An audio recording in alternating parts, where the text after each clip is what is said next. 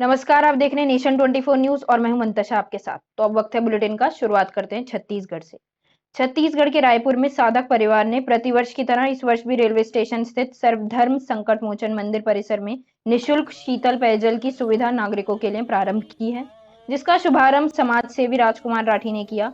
जानकारी देते हुए प्रेम गोइंदी ने बताया कि साधक परिवार ने विगत कई वर्षों से रायपुर के अनेक स्थानों पर भीषण गर्मी को देखते हुए शीतल पेयजल की सुविधा आम नागरिकों को उपलब्ध कराई जा रही है।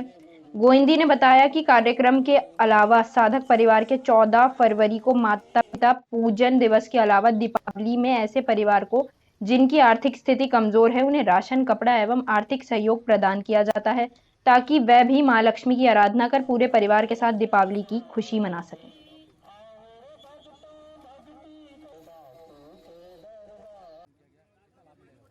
देखिए, इसका जब ये रोड का निर्माण होगा हम लोग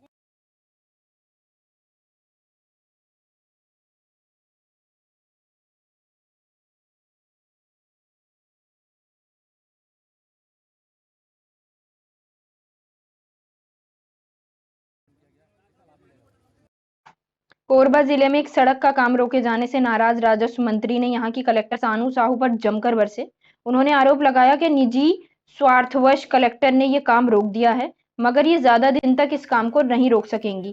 कलेक्टर को भ्रष्ट बताते हुए जयसिंह ने कहा कि यहां भी इनकी पोस्टिंग रही, वहां सरकारी पैसों का दुरुपयोग हुआ है। सड़क निर्माण की दूसरी किस्त को रोका, इसलिए राजस्व मंत्री जयसिंह अग्रवाल कोरबा में मेजर ध्यानचंद चौक से दर्री डैम, डर्री मुख्य मार्ग, जमनीपाली, अयोध्यापुरी, गोपालपुर तक 2 लेन सड़क निर्माण और डर्री नवीन तहसील कार्यालय भवन निर्माण कार्य का शुभारंभ करने डर्री पहुंचे थे। इस दौरान उन्होंने इमली छापुर कुसमुंडा से तरदा तक हो रहे सड़क निर्माण के बंद होने के सवाल पर कहा कि इस कार्य के लिए SECL से पैसा मिल चुका है, मगर कलेक्टर मैडम ने सड़क निर्माण की दूसरी किस्त रोक दी है, जिसके चलते सड़क का निर्माण बंद पड़ा है। उन्होंने साफ तौर पर कहा कि इसमें कलेक्टर का कुछ निजी स्वार्थ होगा। मेडिकल कॉलेज में वो एडंगा डाल रही है। मेडिकल कॉलेज अभी तक स्वीकृति मिल गई होती, क्योंकि कभी बोलती यहाँ बनेगा, कभी बोलती वहाँ बनेगा। जो हमने जगह माननीय मुख्यमंत्री जी ने कहा कि जयसिंह जो सिलेक्ट करके बताएगा वही बनेगा, और वो चीज़ हम बता चुके हैं। और बताने के बाद उसमें बार बार इस प्रकार की घटनाएं करना और उसमें अड़ंगा डालना, ये जनता के साथ न्याय नहीं है और ये सरकार के विपरीत काम कर रही है। और जो सरकार के विपरीत काम करेगा, मुझे पूरी उम्मीद है भूपेश बघेल जी उसको बर्दाश्त नहीं करेंगे।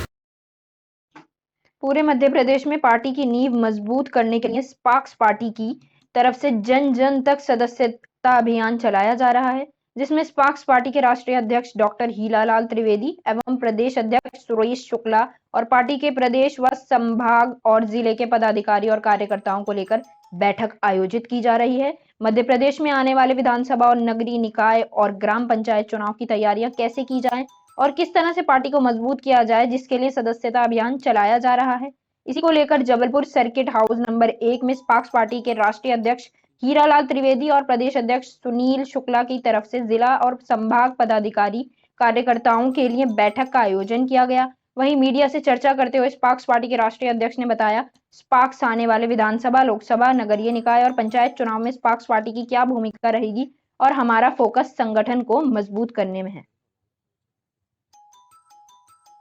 एट्रोसिटी एक्ट जैसे काले कानून जो समाज को जातियों में विभाजित करते हैं, इनके विरुद्ध जन जागरण अभियान चला रही है। हम अपने संगठन का विस्तार भी कर रहे हैं, सदस्यता अभियान भी चला रहे हैं। हमारा मुख्य उद्देश्य ये है कि समाज में जातिगत विद्वेष खत्म होना चाहिए। परंतु जैसा कि आप देख रहे हैं, भाजपा सरकार ने अभी प्रदेश में आरक्षण बढ़ाकर 73% कर दिया। जब संविधान लागू हुआ था तब आरक्षण 22% था और आज की स्थिति में बढ़ते बढ़ते ये 73% हो गया। तो ये हमारे समाज की एक विडंबना है कि जब जातिवाद खत्म होना चाहिए, ये सरकार जातिवाद को बढ़ावा दे रही है। जबलपुर में महाशिवरात्रि को लेकर जबलपुर के भरतीपुर महादेव मंदिर से शिव बारात मुख्य मार्ग से होकर शिव मंदिर पहुंची, जिसमें लगभग 50,000 से ज्यादा श्रद्धालु शामिल हुए। वहीं शिव बारात में भूत प्रेत और सभी देवी देवताओं की झांकी लोगों का मन मोह रही थी। साथ ही पुलिस प्रशासन भी मौजूद रहा। शिव बारात का जगह जगह लोगों ने स्वागत सत्कार कर पुष्प वर्षा की। और हर हर महादेव युवा संगठन की तरफ से भंडारों का भी आयोजन किया गया।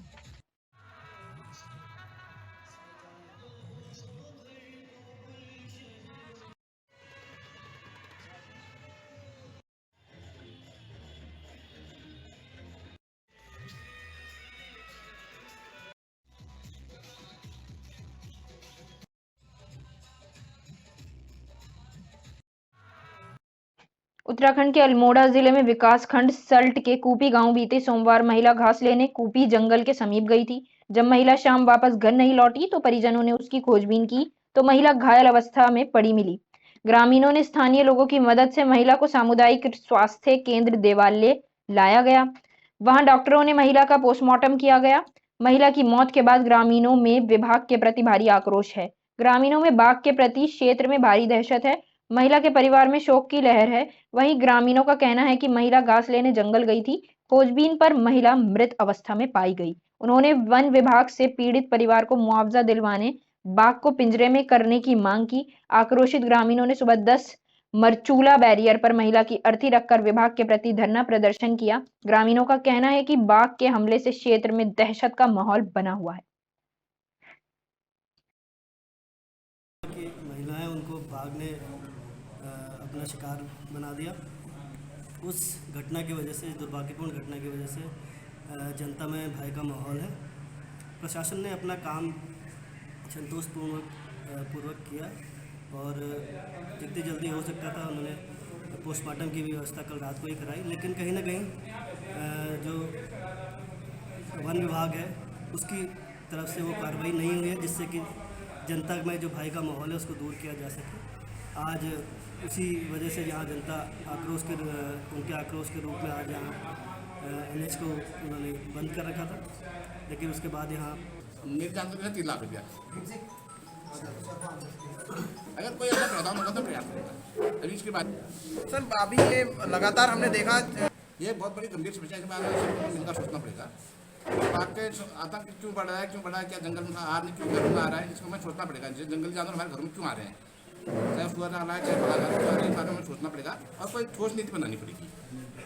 लोगों का भी जमीन क्यों आ रहा है घर में, जब उस जंगल में खाने को घर आएगा ही, तो शायद हमें इस चीज़ में सोचना पड़ेगा। और हमें ग्रामवासियों क्षेत्रवासियों का कहना एक ही है कि गुड्डी देवी का एक बेटा है, 4 उसकी पुत्रियां हैं और इस बेटे की 5 पुत्रियां हैं।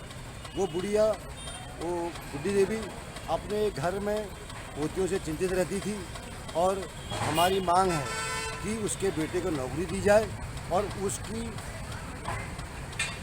घर वालों को ज़्यादा से ज़्यादा मुआवजा दिया जाए।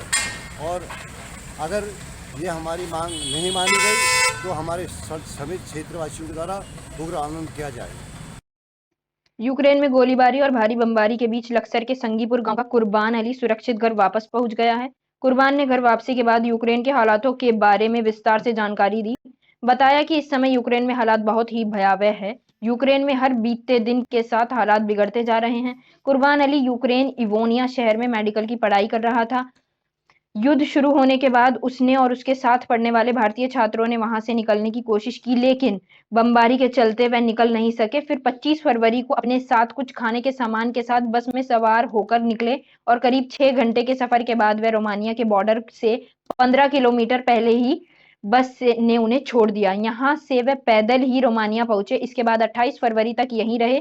कुर्बान अली ने यूक्रेन के हालातों के बारे में बताया कि पिछले 4 दिन से लगातार गोलीबारी व बमबारी हो रही है। बताया रोमानिया बॉर्डर पर बहुत ठंड है, साथ ही वहां लोगों की भारी भीड़ जमा हो गई। आ गया, हम बहुत खुश है, सब परिवार के लोग भी खुश है, गांव बस्ती के सब भी। बस थोड़ा दुख यही है कि जो वहाँ फंसे हुए भारतीय हैं, सरकार को चाहिए कि बहुत जल्दी उनको निकालने की कोशिश की जाए। हम वहाँ से 24 तारीख में हमें पता चला था कि यूक्रेन पे हमला हो गया है, तो वहाँ पे उस दिन से ही हम कोशिश थी ये कि जल्दी से जल्दी यहाँ से निकला जाए। तो 24 में हमसे निकला नहीं गया। 25 में हम रोमानिया बॉर्डर पे पहुँच गए थे। तो रोमानिया बॉर्डर पे हमको 2 रात और 1 दिन लगा। तो वहाँ से निकलने के बाद तो ऐसा हो गया कि हम बच गए। अब तो वहाँ पे बहुत ज़्यादा डर का माहौल था पीछे, लेकिन उसके बाद तो सब सेफ फील कर रहे थे वहाँ पे आने के बाद। फिर हम 1-2 दिन वहाँ पे शेल्टर में भी रुके, उसके बाद हमको एयरलिफ्ट करके इंडिया लाया गया। रोशनाबाद स्थित राजकीय बाल गृह से देर रात 3 किशोर फरार हो गए हैं। तीनों किशोरों को भिक्षावृत्ति करने के दौरान पकड़ने के बाद राजकीय किशोर गृह भेजा भेजा गया। फरार हुए किशोरों में से एक किशोर 2 बार पहले भी फरार हो चुका है। तीनों किशोरों के फरार होने से राजकीय बाल गृह और पुलिस महकमे में हड़कंप मचा हुआ है। रात रोशनाबाद स्थित राजकीय किशोर गृह में सभी किशोर खाना खा रहे थे। खाना खाने के बाद सभी अपने-अपने कमरों में जा रहे थे। इस दौरान 3 किशोरों ने बाथरूम जाने की बात कही, जिस पर तीनों बाथरूम की तरफ चले गए और वहां से फरार हो गए। फरार होने की सूचना मिलते ही किशोर गृह के अधिकारियों ने उनकी तलाश शुरू कर दी। वहीं सिडकुल पुलिस को भी इस मामले में सूचना दी गई है। बताया जा रहा है कि 2 किशोर 16 साल के हैं, जबकि एक 17 साल का है, जिसमें से एक किशोर कुछ दिन पहले भी फरार हो चुका है। बाल गृह के अधीक्षक प्रशांत शर्मा के अनुसार सिडकुल पुलिस को तीनों किशोरों के फरार होने की सूचना दे दी गई थी। सिडकुल थाना प्रभारी प्रमोद उनियाल का भी कहना है कि फरार हुए किशोरों की तलाश की जा रही है, जल्द ही सबको पकड़ लिया जाएगा। सर, इसमें इतने वर्ड्स रिपीट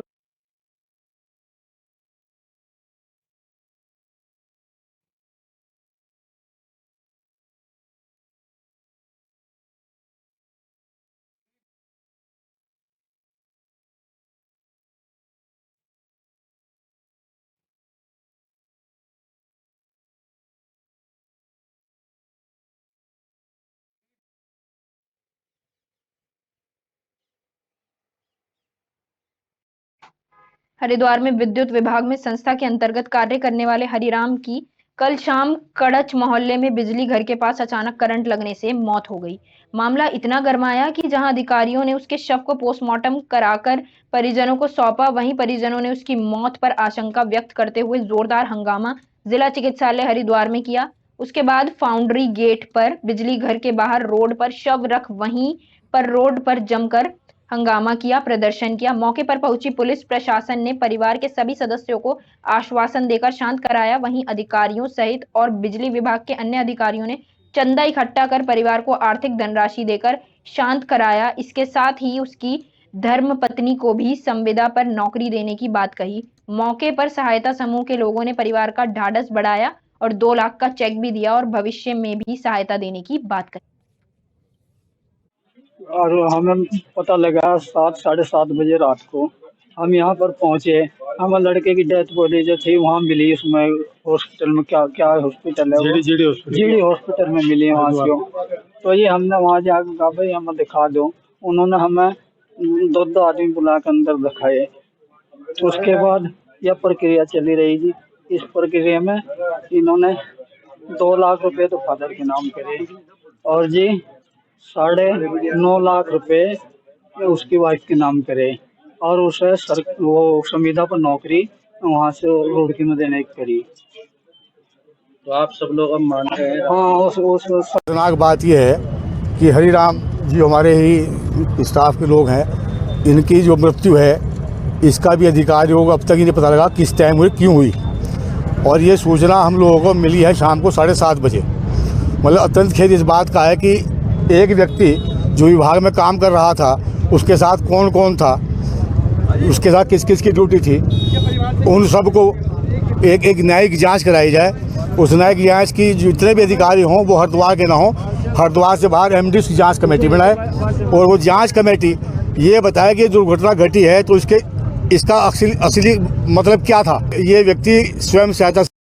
उत्तर प्रदेश में आज छठे चरण की वोटिंग हो रही है। बस्ती, संत कबीर नगर, सिद्धार्थ नगर, महाराजगंज, काशीनगर, देवरिया, गोरखपुर, बलरामपुर, अंबेडकर नगर और बलिया की 57 सीटों पर मतदान जारी है।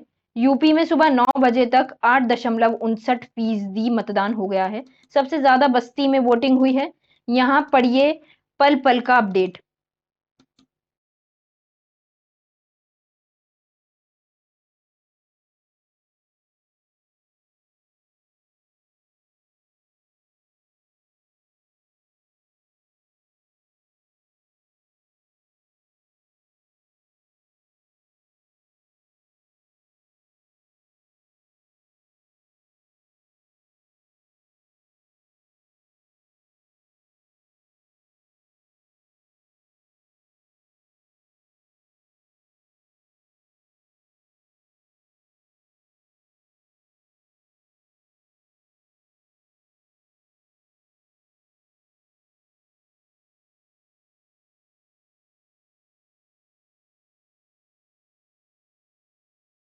बलिया जिले की नगर विधानसभा से भाजपा प्रत्याशी एवं प्रदेश उपाध्यक्ष दयाशंकर सिंह के काफिले पर दोपहर थाना इलाके के आखार में रात लगभग 12:30 बजे हमला हुआ।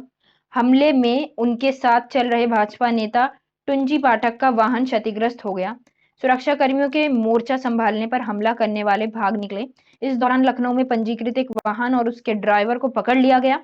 पकड़ा गया वाहन नगर विधानसभा से सपा से चुनाव लड़ रहे प्रत्याशी नारद राय के काफिले का है और लखनऊ में पंजीकृत है। दयाशंकर सिंह ने आरोप लगाया कि जिस तरीके से कृष्णानंद राय की हत्या की गई, उसी तरीके से मेरी हत्या करने की साजिश रची गई है। मेरे साथ वाई श्रेणी के सुरक्षा है और निजी सुरक्षा गार्ड भी हैं। इस कारण में हमलावर भाग गए।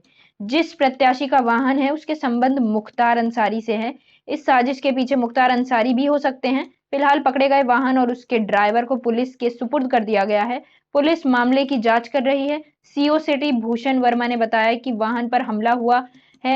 एफआईआर पंजीकृत कर लिया गया है। मामले की जांच भी हो रही है।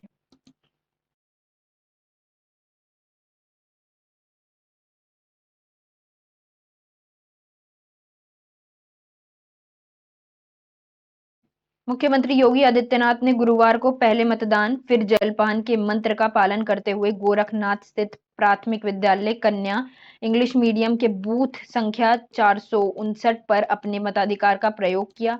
सुबह 7 बजे ही बूथ पर पहुंचे मुख्यमंत्री अपने बूथ के पहले वोटर भी बने। मतदान करने के बाद उन्होंने मीडिया से बातचीत की और फिर गोरखनाथ मंदिर पहुंचकर जलपान किया। मतदान के बाद पत्रकारों से बातचीत करते हुए मुख्यमंत्री योगी आदित्यनाथ ने कहा कि अपने संवैधानिक अधिकारियों व कर्तव्यों के प्रति जनता जनार्दन में अपार उत्साह देखने को मिल रहा है। खास तौर पर माताओं और बहनों का उत्साह देखते ही बन रहा है। ये लोकतंत्र के लिए बहुत शुभ है। सीएम योगी ने कहा कि छठ में चरण में जिन 9 जिलों में मतदान हो रहा है, वहां के मुख्य मतदाताओं से अपील है कि वे अच्छी सरकार, सुशासन की स्थापना व आकांक्षाओं के अनुरूप विकास कार्यों को आगे बढ़ाने के लिए मतदान अवश्य करें। सीएम योगी ने कहा कि 5 चरणों के चुनाव में प्रदेश की जनता ने अपने उत्साह से अच्छी सरकार के चुनाव की बात को साबित किया है। उन्होंने कहा कि अब तक के रुझान में ये दर्शाया है कि प्रधानमंत्री नरेंद्र मोदी के मार्गदर्शन में भारतीय जनता पार्टी पूर्ण बहुमत से काफी आगे है। छठे चरण के चुनाव में जीत का जोरदार छक्का लगाकर हम 300 के लक्ष्य को प्राप्त करने की ओर अग्रसर हैं। 7वें चरण में 2017 की तुलना में उससे बड़ी जीत का नया रिकॉर्ड बनाने जा रहे हैं।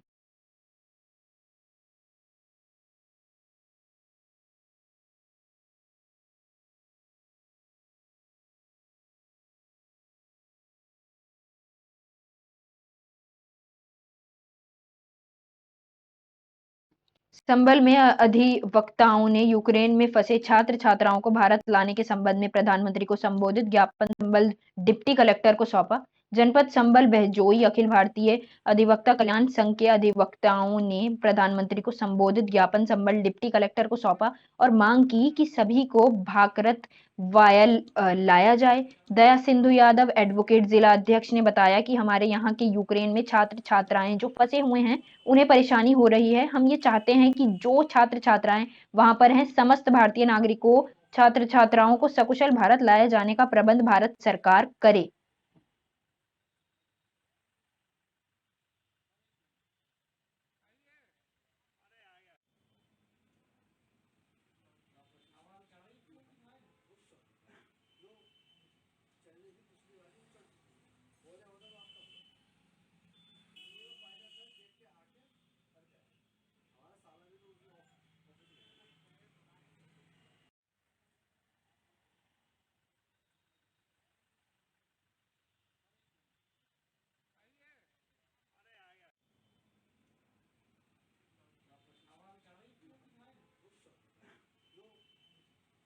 अधिवक्ता कल्याण संघ से संभल का जिलाध्यक्ष हूँ, दया सिंधु यादव एडवोकेट। और हम लोगों की हमारी पूरी कार्यकारिणी ने जो आपने आज ज्ञापन सौंपा है किस संबंध में दिया है? ये ज्ञापन हमने यूक्रेन में जो हमारे यहाँ के भारतीय छात्र फंसे हुए हैं उनके साथ दुर्व्यवहार हो रहा है।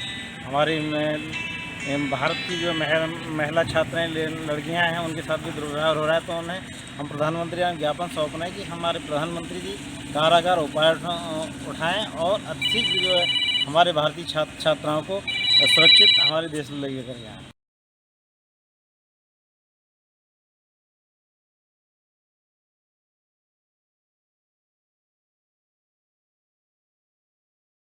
ये अधिवक्ता कल्याण संघ से संभल का जिलाध्यक्ष हूँ, दयाशंद यादव एडवोकेट। और हम लोगों की हमारी पूरी कार्यकारिणी ने जो आपने आज ज्ञापन सौंपा है किस संबंध में दिया है? ये ज्ञापन हमने यूक्रेन में जो हमारे यहाँ के फिलहाल के लिए इतना ही। देश भर की तमाम खबरों को देखने के लिए जुड़े रहिए नेशन 24 न्यूज।